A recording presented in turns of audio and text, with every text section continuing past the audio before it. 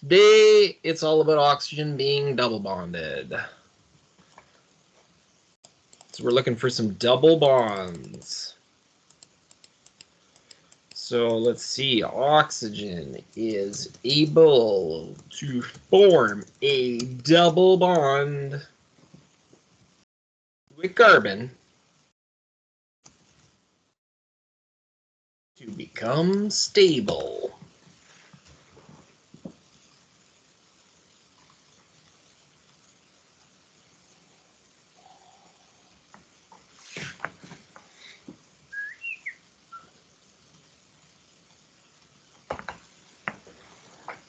If any of your kids are at school on Monday and you borrowed a device, they would like it back.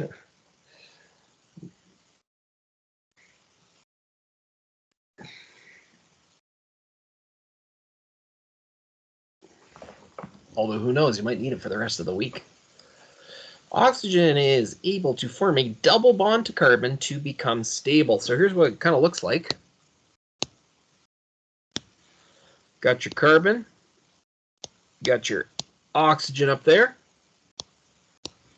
and you got some stuff on either side of that one. Now this thing actually has a name. I don't really use it too often. It's called a carbonyl group, just the word carbon. Carbonyl group. Group is that thing. And our two headliners here, aldehydes and ketones, both have carbonyl groups. And in fact, they're very similar to each other. The only real difference is where this oxygen is located on the chain. So I thought maybe we'd start with the aldehydes, just because they are really simple. In fact, all that happens is this double bond is right on the last carbon. That's all that makes it an aldehyde. So aldehydes.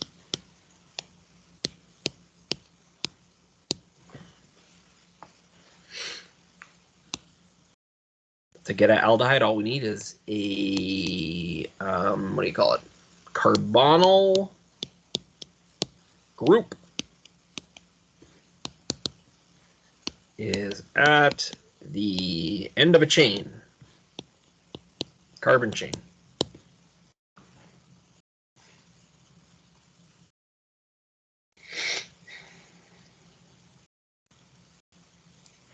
So I don't leave myself a lot of space here, but there's our oxygen, and there is our carbon. Now, if it's at the end of the chain, that means on one of these sides we have an H, right? Just, you know, kind of like our regular old hydrogens we're throwing in. And then on the other side of this carbon, we have, I don't know, a bunch of carbons. So again, we'll just use R to represent that, you know, it could be 1 carbon, could be 25 carbons. I don't know. It's just a general way of writing it. So this is what an aldehyde looks like. An aldehyde. You got a double bonded here, and it's at the end of a chain.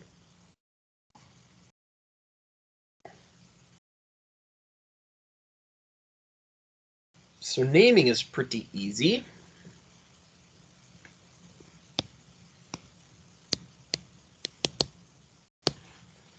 Naming, all you do is name the chain. We'll call it, name the parent chain. Why not? So if it has 5 carbons, it's a pent. 7 is a hept. 9 is a non, whatever it happens to be. And the only thing we're going to do differently is if it were a hydrocarbon, it would end with an E. All we're going to do is we're going to change that E, like heptane. We're going to change the E to al, A-L. Yesterday we had ol, O-L. Today we have A-L. So change the E to A-L. I could have written that nicer, I suppose.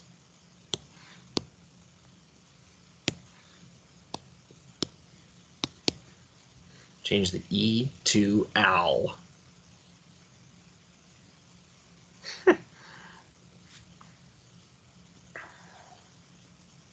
So just a couple, really. So what if I said draw? Let's do this. Let's name the following.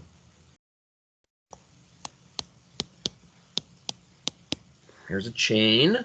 And I got to put that double bonded oxygen there, and I'll put a hydrogen there. And then we'll fill the other hydrogens in momentarily.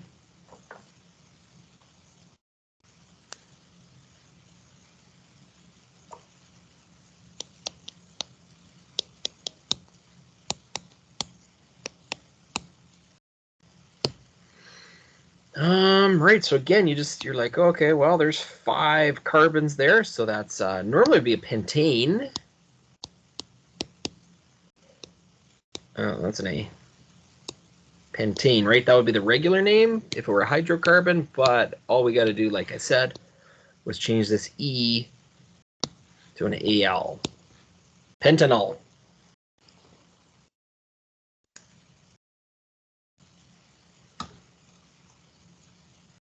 I suppose the only way this could be slightly more difficult is that we have a substituent group.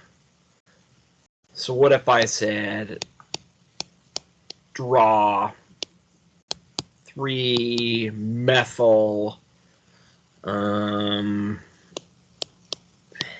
heptanal? Trying to avoid 4 carbons for the obvious joke name.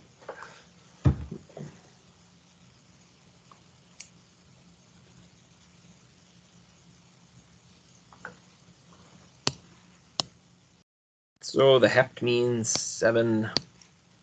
1, 2, 3, 4, 5, 6, 7. The anal part, and that's what I'm going to pronounce it, that means that we got a double bonded oxygen at the end with a hydrogen. And then I guess for this 3, it's probably easiest just to probably number that always as our first carbon, and that's our second, and that's our third. So we'll put a methyl group there.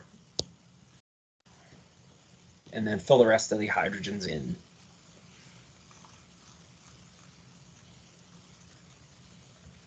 That's it. Like, there's not a whole lot here. It's not a lot of variation because this carbonyl group is at the end. Nothing wrong with that. Now again, kids, I don't know if these are necessarily like super difficult naming conventions. I mean, they're annoying. You gotta kind of look them up sometimes, but there's not a lot of variation to them. Because that's all I have to say about an aldehyde. Ketone.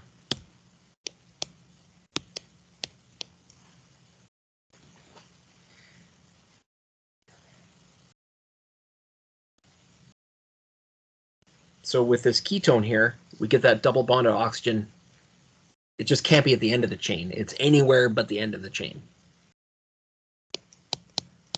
So let's say carbonyl group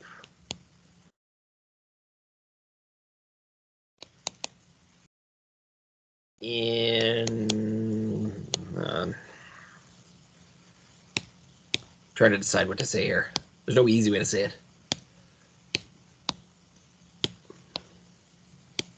Come on. Carbonyl group, I'm just going to put on the chain.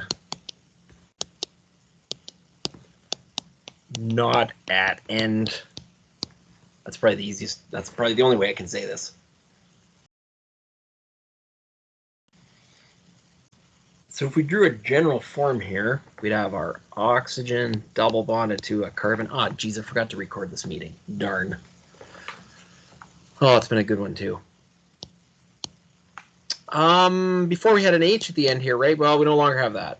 That H is no longer present. Now all we have is a bunch of carbons. So whether we got carbons there, and we got more carbons there. I put a little prime just to say they could be the same, but they could be different. And that's a ketone. You got a double bond in the middle of a carbon chain. The end. The only annoying part is there's actually 2 different naming conventions, which I hate. Because one of them I think is nice and easy, and then the other one is just a little more complicated. So let me show you that. 2 ways to name. So first one, let's just put a little 1 here. That's a Roman numeral 1. And let's put end with the word ketone, because it's a ketone.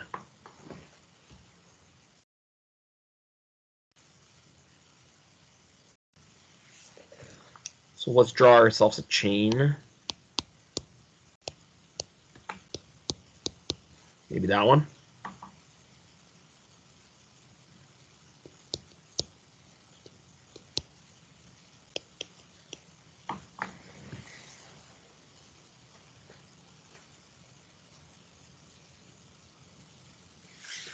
Okay, so as long as we identify that's the carbonyl group, okay, that's carbonyl. What that leaves us with is it leaves us with sort of two carbon chains to name. We got to name that, and we got to name that. So that would be a methyl, and that would be an ethyl. And then we're just actually going to combine those three words into one name. We'll make it alphabetical. So ethyl comes before methyl. So this is ethyl methyl ketone. That's the name.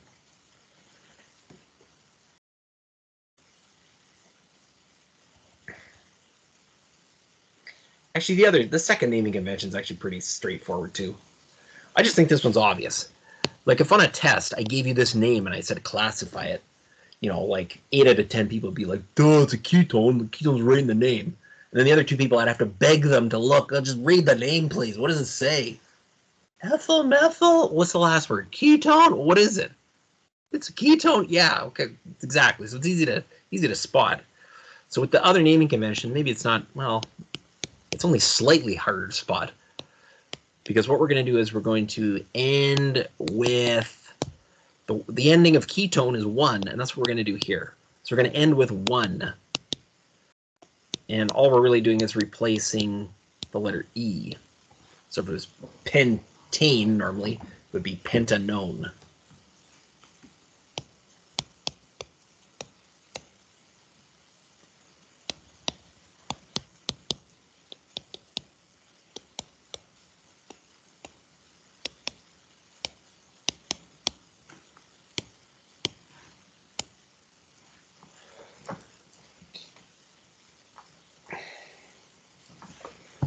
So I don't know, maybe this is easier because you just look at the chain and you're like, oh, it's got 5.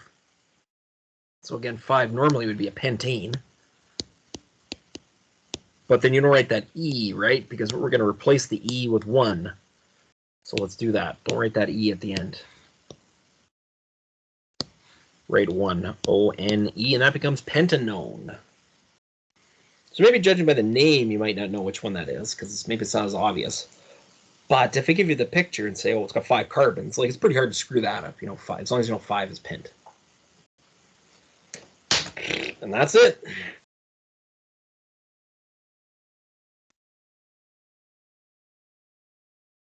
Who's calling?